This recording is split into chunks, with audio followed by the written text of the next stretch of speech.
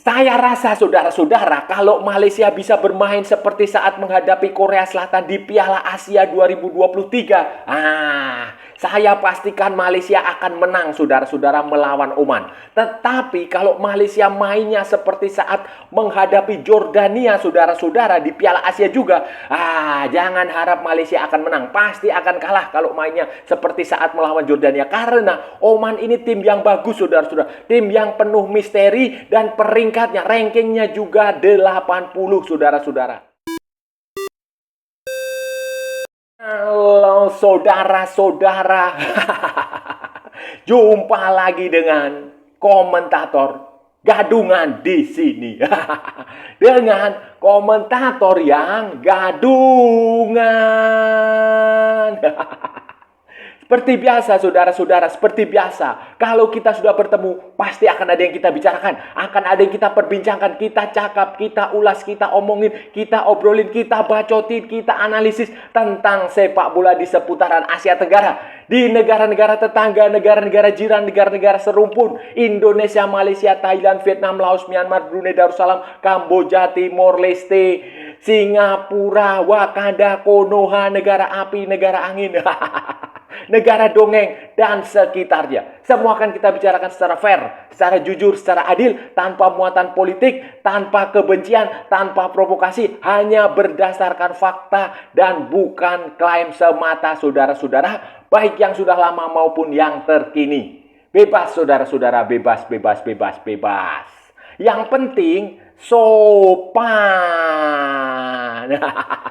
Dan untuk edisi kali ini saudara-saudara, untuk edisi kali ini kita akan mempreview pertandingan Malaysia melawan Oman. Harimau Malaya melawan Oman di Muscat saudara-saudara. Itu tanggal 21 Maret atau mungkin sekitar dini hari lah, tanggal 22 pagi dini hari, tengah malam. Waktu Malaysia. Ini adalah pertandingan pertama kualifikasi Piala Dunia melawan Oman di grup D. Setelah nanti kemudian 5 hari kemudian akan bergantian bermain di Stadion Nasional Bukit Jalil. Dan ini pertandingan yang tidak mudah saudara-saudara. Tidak mudah karena Oman adalah lawan yang misterius. Mereka baru saja mengganti pelatih. Tetapi mereka punya pemain yang stok lama yang bagus-bagus semua. Bagus semua walaupun mayoritas bermain di Liga Premier Oman saudara-saudara. Kalau Malaysia bisa bermain seperti saat menghadapi Korea Selatan saudara-saudara di Piala Asia, Malaysia bisa menang. Tetapi kalau mainnya seperti saat melawan Jordania di Piala Asia, Malaysia akan kalah saudara-saudara. Nah, ini akan seperti apa saudara-saudara? Ini akan kita bahas, akan kita ulas, akan kita analisis, akan kita cakap di edisi kali ini saudara-saudara. Jadi begini saudara-saudara, saat ini di kumpulan D, di grup D, di grup D kualifikasi Piala Dunia 2026, kelayakan Piala Dunia 2026, Malaysia itu berada di puncak, di atas, di nomor satunya, di klasemennya setelah mengalahkan Kyrgyzstan dan Cina Taipei. Mereka mendapatkan 6 poin. Di bawah itu ada Oman dan Kyrgyzstan yang sama-sama mendapatkan 3 poin setelah menghasilkan 1 kemenangan dan 1 kekalahan. Sementara Cina Taipei itu ada di posisi paling bawah. Itu berarti saudara-saudara, kalau ini ya, andai kata jika Malaysia bisa mengalahkan Oman baik di Muscat maupun di Kuala Lumpur, peluang kesempatan chance untuk Harimau Malaya lolos ke putaran ketiga, ke pusingan ketiga itu terbentang sangat luas di depan mata. Bukan terbentang lagi, bisa saja akan lolos saudara-saudara. Bisa saja akan lolos walaupun masih menyisakan 2 pertandingan melawan Kyrgyzstan dan Cina Taipei. Tapi 2 kemenangan melawan Oman ini penting. Tetapi pertanyaannya apakah mungkin Malaysia mengalahkan Oman di pertandingan di Muscat? Di Sultan Qobos Sport Complex di Muscat. Ini yang menjadi pertanyaan mendasar. Kenapa? Karena Oman ini tim yang bagus saudara-saudara, tim yang misterius, tim yang baru saja mengganti pelatihnya, Branislav Ivankovic atau siapalah itulah. Branko Ivankovic itu baru saja diganti oleh Jaroslav Sihalvi. Pelatih dari Kroasia diganti dengan pelatih dari Republik Czechoslovakia. setelah kegagalan di Piala Asia. Walaupun mereka gagal, saudara-saudara, sebenarnya secara permainan, secara penampilan, Oman itu bagus, saudara-saudara. Bagus sekali. Pemain mereka juga ikut menyerang. Hanya saja ya memang kurang beruntung. Nasibnya kurang baik. Kemudian ada kesalahan-kesalahan elementer yang akhirnya bisa dimanfaatkan lawan untuk membuat Oman itu gagal lolos ke babak 16 besar, dan tiket tempatnya Oman itu justru diberikan kepada Indonesia yang lolos ke babak 16 besar Piala Asia 2023. Jadi Oman ini tim bagus, saudara-saudara. Tim mengatakan Oman ini bagus dan Malaysia harus waspada. Kita juga harus belajar dari statistik, kemudian harus belajar juga dari histori, dari sejarahnya, saudara-saudara. Dari statistik saja ya, kita lihat peringkatnya, ranking FIFA itu Oman ada di 80. Walaupun itu turun, saudara-saudara, tetapi dia masih di 80. Sementara Malaysia di 130-an lah itu. Jadi itu dari ranking FIFA aja sudah beda jauh, saudara-saudara, sudah jauh. Itu pertama. Kedua adalah sejarah historis. Malaysia dan Oman ini sudah bertemu 6 kali. 6 kali pada pertandingan di tim nasional senior ya. Ini kita membahasnya adalah level senior, bukan level U23, U19, U17, U16, bukan. Level senior itu sudah bertemu 6 kali, saudara-saudara. Hasilnya Malaysia itu hanya menang 2 kali, seri 1 kali, dan kalah 3 kali. Oman itu menang 3 kali berarti. Kemenangan terakhir Malaysia atas Oman itu, saudara-saudara, terjadi 24 tahun lalu. 24 tahun lalu, Kak. Seketika itu di Merdeka Turnamen.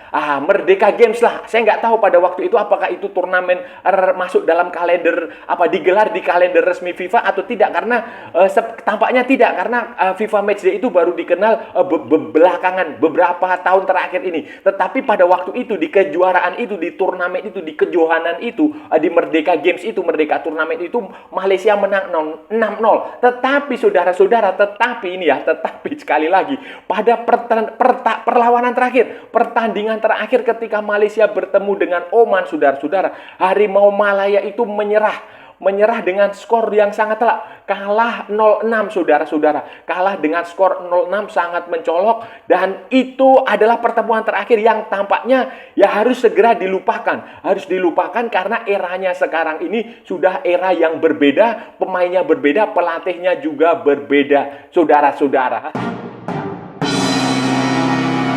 Saudara-saudara, Oman ini punya sejumlah pemain yang cukup berbahaya. Punya pemain depan, penyerang, striker. Ini yang penting. Yang penting di depan ini.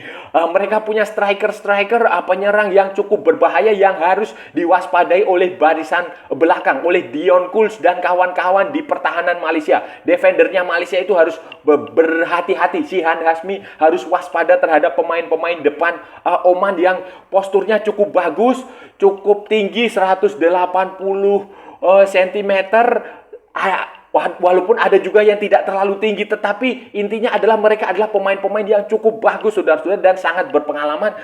Usianya juga baru 26 tahunan lah, pokoknya 27, 26, belum sampai 30. Jadi sedang dalam masa-masa keemasan, sedang dalam peak performanya, sedang bagus. Contohnya Isam Abdallah Saib Al-Sahbi. Biasa dipanggil sebagai Isam Al-Sahbi. Itu sekarang dia bermain di Suhaib. Dia sudah penyerang, dia posturnya 183 cm. Dia jago. Bagus sekali dalam heading bola, bagus sekali dalam keeping bola, bagus sekali dalam perebutan bola, bertarung mati-matian dalam perebutan bola, dan dia sudah membuktikan tampil bagus di Piala Asia 2023. Saat ini dia bermain di Suhaib. Suhaib itu klub di Oman. Sebelumnya dia pernah main di Arab Saudi, di Al-Oqdod Arab Saudi. Dia sudah mencetak 9 gol dari 28 pertandingan bersama tim nasional Oman. Kemudian ada lagi si Musen Saleh Abdullah Ali Al-Ghassani, atau biasa disebut sebagai Musen Al-Ghassani. Ini pemain ini tidak terlalu tinggi, tidak seperti si Isam tadi. Dia hanya 170-an cm lah. Pendek, saudara-saudara, pendek untuk ukuran pemain di Timur Tengah. Tetapi ini penyerang ini sangat cepat, sangat licin, sangat liar, susah dijaga, susah di marking. dan seperti belut lah, seperti belut. seperti ikan. Jadi licin sekali ini pemain ini, dan dia mobilitasnya sangat tinggi. Mobilitinya sangat tinggi, usianya baru 26 tahun tetapi dia sudah punya 54 pertandingan dengan Oman dan 11 gol. Saat ini si Muhsin Al-Ghassani ini bermain di Al-Sadd. Dia juga pernah main di Liga Iran, di Liga Premier Iran bersama salah satu klub yang cukup populer, cukup ternama di Iran, Sepaham. Ini pemain yang sangat berbahaya sekali, saudara. Kayaknya pemain-pemain Oman itu, saudara-saudara, bisa dilihat dari statistik sebelum Piala Asia. Piala Asia memang mereka, saya nggak tahu ya apakah mereka anti klimaks atau gimana, saya nggak tahu. Tetapi sebelum Piala Asia itu, saudara-saudara, sebenarnya penampilan mereka itu cukup bagus, saudara-saudara, dalam berbagai macam pertandingan uji coba, pertandingan persahabatan di FIFA Matchday, saudara-saudara. Mereka pernah mengalahkan Lebanon. Lebanon tim yang bagus. Kemudian mereka pernah mengalahkan Turkmenistan juga. Mereka pernah mengalahkan Cina, saudara-saudara. Mereka juga pernah mengalahkan United Arab Emirates, Uni Emirat Arab, saudara-saudara. Tetapi saya nggak tahu ya ketika Piala Asia itu kenapa mereka jelek sekali. Mungkin karena mereka terlalu overconfidence lah. Terlalu overconfident sehingga mereka meremehkan Thailand. Mereka kembali meremehkan Kyrgyzstan. Sehingga hasilnya mereka hanya mampu bermain imbang dengan Arab Saudi dan bermain imbang dengan Kyrgyzstan dan kalah dari imbang dengan Thailand, saudara-saudara, kalah dengan Arab Saudi dan tidak lolos ke babak 16 besar. Tetapi dengan perubahan pelatih, pergantian pelatih dari Branko Ivankovic yang sebenarnya pelatih yang sangat bagus, cukup berpengalaman dan cukup menguasai sepak bola di Timur Tengah, dengan pelatih asal Republik Czech, Cekoslovakia, si Jaroslav Sihalvi, ini akan memunculkan sebuah misterius sekali, saudara, karena kita nggak akan tahu mereka akan bermain dengan macam mana mereka akan bermain. Kira-kira seperti itu. Jadi kemungkinan sih, tetapi kalau kita belajar dari gaya karakter tim yang sebelumnya dilatih oleh Jaroslav Sihalvi, kita akan bisa menduga Jaroslav Sihalvi akan bermain dengan kemungkinan dengan formasi 3-4-3 atau 3-5-2. Itu, saudara-saudara, yang saya lihat. Dan ini tampaknya akan sesuai dengan game plan-nya Malaysia.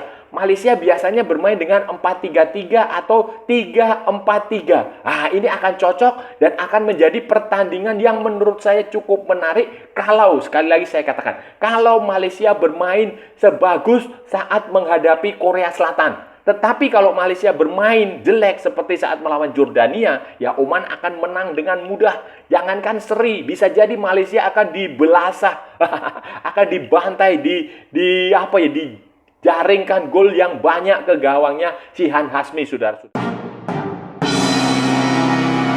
Mengatasi masalah ini, saudara-saudara, Malaysia itu bisa menerapkan skema formasi yang tidak usah terlalu banyak berubah. Seperti yang sudah Malaysia kan sudah sering sekali menggunakan formasi 3-4-3. Walaupun Matt Davis dan Junior Elsdal tidak akan bermain, tetapi di belakang itu, di defender, 3 pemain belakang, 3 defender itu, Malaysia punya pemain yang menurut saya cukup bagus lah. Misalnya si Dion Kul, di situ juga bisa ada si Dominic Tan, kemudian Corbin de Ong itu bisa di sayap, itu juga bisa dimaksimalkan sebaik-baiknya. Kemudian di depan Arif Aiman, siapa lagi tuh, si Faisal Halim, kemudian Darren Lock itu juga, Romel Morales itu juga bisa dimaksimalkan, Safawi Rashid, Akia Rasik. Kemudian jangan lupa Noah Lane pemain muda yang lahir dan besar di Finlandia itu juga harus bisa dimanfaatkan supaya bermain bagus. Kemudian pemain naturalisasi Malaysia seperti Paulo Josue, kemudian seperti si Endrick itu juga harus dimanfaatkan. Begitu pula pemain-pemain warisan semacam Stuart Wilkins. Kemudian banyaklah, atau pemain debutan Harith Haikal itu harus bisa dimanfaatkan, diberi kesempatan untuk bermain yang membela Malaysia lah. Intinya begini, Malaysia harus bermain sabar. Tidak usah buru-buru, tidak usah tergesa-gesa, saudara-saudara. Dan yang paling penting itu jangan gugup, jangan nervous. Jangan kalah sebelum bertanding. Jangan. Harus fokus ke lapangan. Harus memperhatikan pertandingan. Game plan-nya harus dijalankan dengan sungguh-sungguh, dengan serius, saudara-saudara, dengan serius. Tidak boleh melakukan kesalahan-kesalahan yang tidak penting. Para pemain belakang, defender tidak boleh kehilangan komunikasi dengan pemain-pemain yang ada di samping kiri kanannya. Tidak boleh pula kehilangan komunikasi dengan pemain-pemain yang ada di depannya. Pemain tengah itu harus selalu menjalin komunikasi dengan pemain belakang, pemain depan, semuanya saudara-saudara. Jadi Malaysia kunci pertama untuk mengalahkan Oman itu harus padu saudara-saudara, padu. Padu saudara-saudara. Cara kedua untuk mengalahkan Oman itu tidak boleh bermain secara frontal, tidak boleh agresif, tidak boleh menyerang total. Jangan, itu harus dihindari. Kalau Malaysia, Harimau Malaya menggunakan taktik dan strategi menyerang total, menyerang frontal, kemudian attacking, full attack. Kurang lebihnya seperti itu. Full attack sejak menit pertama saudara-saudara, sejak kick off. Itu bahaya sekali, bahaya sekali. Karena Oman akan bisa menghukum Malaysia ketika serangan Malaysia tidak menemui tujuan, tidak menemui target, tidak masuk ke kotak penalti, tidak masuk ke gawang Oman. Itu bahaya sekali. Karena Oman itu punya kecepatan melakukan serangan balik, melakukan counter attack. Itu yang pertama harus diwaspadai oleh Malaysia. Jadi Malaysia harus bermain sabar. Tidak perlu mengambil inisiatif. Biarkan Oman mengambil inisiatif, Malaysia bermain bertahan sajalah. Awal-awal menit-menit pertama 10, 20, 30, 40, bahkan kalau perlu 45 menit awal di babak pertama di first half itu bermainlah sabarlah, menunggu saja, menunggu Oman melakukan serangan. Anda bertahan secara rapi, secara solid, secara padu, berdisiplin yang tinggi mengawal pertahanan, itu saja yang dilakukan Malaysia seharusnya ya menurut saya. Nanti kalau Oman melakukan kesalahan, mereka lepas bolanya atau tidak bisa mencetak gol atau terhenti di kotak penalti Malaysia atau gagal. Kata lainnya gagal.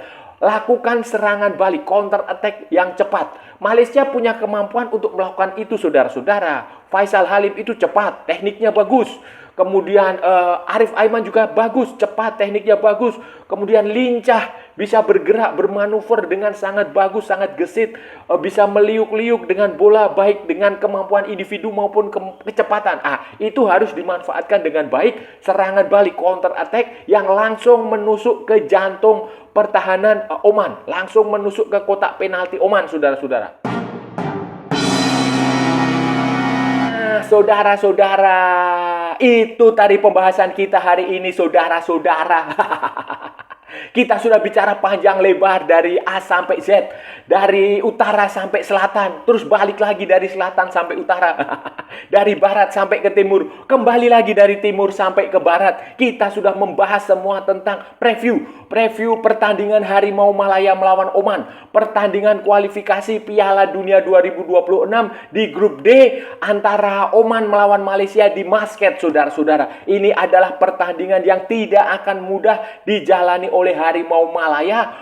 Ini akan menjadi pertandingan yang krusial. Walaupun Harimau Malaya itu memenangkan 2 pertandingan sebelumnya di grup D ini melawan Kyrgyzstan dan melawan Cina Taipei, tetapi Oman ini berbeda. Walaupun Oman juga sempat dikalahkan Kyrgyzstan di kualifikasi saudara-saudara di pertandingan sebelumnya, tetapi ini Oman yang berbeda, Oman yang akan susah dianalisis, Oman yang susah ditebak, tetapi mereka juga memiliki pemain-pemain yang cukup bagus, saudara-saudara. Seperti siapa itu tadi? Seperti si Musem Al-Ghassani, kemudian Isam Al-Sabi. Itu adalah pemain, setidaknya 2 pemain yang harus diwaspadai oleh pemain-pemain di sektor pertahanan, defendernya Malaysia, defendernya Harimau Malaya. Itu saudara-saudara, kalau Malaysia bisa bermain seperti saat melawan Korea Selatan, saudara-saudara, di Piala Asia, Malaysia akan menang. Tetapi kalau Malaysia bermain seperti saat melawan Jordania, Malaysia akan kalah, saudara-saudara. Jadi menurut saya yang paling realistis, paling logik adalah memasang target adalah imbang, seri, draw, saudara-saudara, di Oman. Nanti baru kalau mau menang, main di Kuala Lumpur, itu baru target menang. Dan saya rasa sudah cukup ya saudara-saudara pembahasan kita hari ini. Kalau ada salah-salah ya mohon maaf. Namanya juga gadungan, saudara-saudara. Wajar kalau gadungan itu salah. Tetapi kalau benar berarti sebuah kebenaran. Kalau saudara-saudara merasa channel ini bermanfaat, berguna, menghibur, menginspirasi, silahkan like, share, and subscribe. Tapi kalau tidak saudara-saudara, abaikan saja. Skip, jangan ditonton. Tetapi jangan juga di-report. Kasihan saya, saudara-saudara. Ikuti juga akun media sosial Komentator Gadungan. Ada di Instagram, ada di Facebook, dan ada di TikTok yang bukan TikTok Shop, saudara-saudara. Oke, sampai bertemu lagi di edisi-edisi berikutnya dengan tema-tema yang jauh lebih tidak bermanfaat, dengan tema-tema yang jauh lebih tidak berguna, dengan tema-tema yang jauh lebih membagongkan seputaran sepak bola di Asia Tenggara. Sampai bertemu lagi, salam olahraga dan merdeka.